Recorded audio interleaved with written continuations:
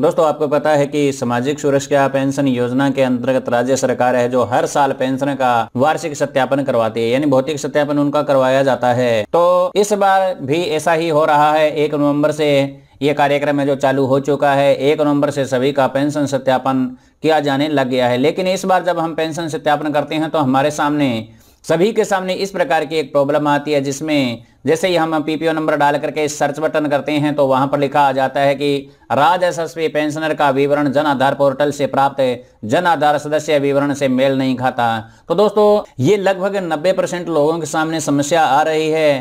तो हम ई मित्र वाले क्या करते हैं कि उनको उनका जन आधार कार्ड दे करके या उसका जो आधार कार्ड नंबर है पीपीओ नंबर दे करके क्या करते हैं कि ट्रेजरी ऑफिस में भेज रहे हैं। लेकिन इसे क्या है कि ट्रेजरी विभाग के पास में बहुत सारी भीड़ होने लग गई है, तो उन्होंने अब इसका एक सॉल्यूशन निकाला है। तो उसका एक नया नोटिफिकेशन आ गया है। अब किसी भी पेंशनर को भटकना नहीं पड़ेगा। अब केवल ई मित्र के माध्यम से ही ये सारा काम है जो हो जाएगा। तो दोस्तों इस प्रकार के नोटिफिकेशन के ऊपर हम ध्यान दे लेते हैं। तो ये राजसमंद जिले का है, तो लगभग सभी जिलों में ये नोटिफिकेशन जा रहा है। ये आज का ही नोटिफिकेशन है 9/11/2023 का। तो इसमें क्या है कि ई मित्र संचालकों को ये बताया गया है कि आप जो पेंशन सत्यापन के लिए यहां पर लोगों को भेज रहे हो, यानी कि आप जो ट्रेजरी विभाग में भेज रहे हो, तो अब आपको ऐसा नहीं करना है। यहां पर लिखा है उपरोक्त विषय अंतर्गत लेख है कि सामाजिक सुरक्षा पेंशन योजना अंतर्गत राज्य सरकार के नियमानुसार पेंशनरों को वर्ष में एक बार भौतिक सत्यापन करवाया जाना है। इसी क्रम में दिनांक 1/11/23 से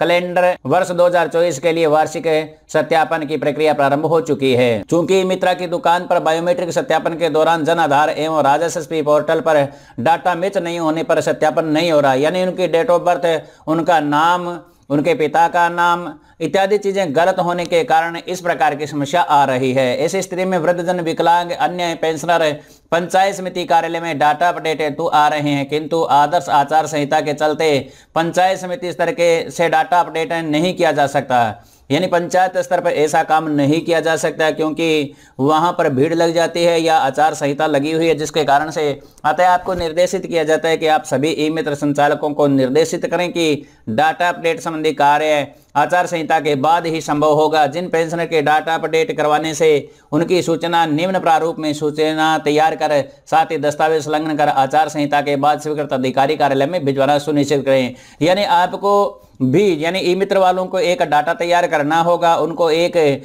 जो एक्सेल फाइल है वो बनानी होगी और इस प्रकार की फाइल बना करके जो ई मित्र धारक है वही लेकर के आचार संहिता के बाद में वहां पर जाएगा, ताकि वृद्धजनों को कार्यालय के चक्कर नहीं लगाने पड़े। तो आपको इस प्रकार की एक जो एक्सेल फाइल है वो बना लेनी है और बना करके या तो मेल कर देनी है और या आप पर्सनली वहां पर जा करके इसको सही करवा सकते हैं। यानी आप इसमें क्या क्या तैयार करोगे, तो सबसे पहले यहाँ क्रम संख्या आ गई है, इसके बाद पेंशनर का नाम आपको लिखना होगा, इसके बाद पेंशनर का जो पीपीओ नंबर है वो आपको यहाँ पर डालना होगा, इसके बाद में आपको जन आधार संख्या और इसके बाद में आधार संख्या, क्योंकि आधार संख्या और जन आधार की संख्या आपको डालनी पड़ेगी। इसके बाद में आपको खाता संख्या, उसका जो मोबाइल नंबर है वो भी आपको लगाना पड़ेगा।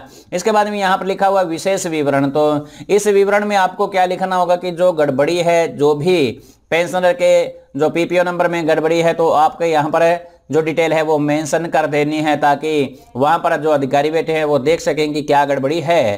तो इस प्रकार से आपको ये चीजें हैं यहाँ पर लगानी होगी। इसके साथ में आपको उनका जो डेटा है, जैसे आधार कार्ड और जन आधार कार्ड की फोटोकॉपी आपको यहाँ पर रखनी होगी, ताकि आप वहां पर ले जाकर के उनको दिखा सको कि इस प्रकार की ये गड़बड़ी यहाँ पर है। तो दोस्तों इस प्रकार से आपको एक फॉर्मेट बना लेना है। किसी भी व्यक्ति को, वृद्धजन को आपको कार्यालय में नहीं भेजना है, केवल ई मित्र धारक ही ये कार्य करेंगे। तो इस प्रकार से सभी को ये लेटर मिल रहा है। धीरे धीरे हो सकता है कि सभी जिलों में ये आ जाएं। तो आपको किसी भी कस्टमर को परेशान नहीं करना और कहीं पर भी उनको नहीं भेजना है। उम्मीद करता हूं दोस्तों कि आपको ये जानकारी अच्छी लगी होगी, वीडियो पसंद आया होगा।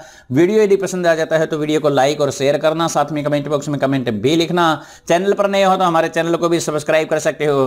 दोस्तों यदि किसी प्रकार की कोई प्रॉब्लम आती है तो आप हमारे व्हाट्सएप नंबर पर भी कॉन्टैक्ट हमें कर सकते हो। तो मिलते हैं नेक्स्ट वीडियो में नई जानकारी के साथ में, तब तक के लिए जय हिंद।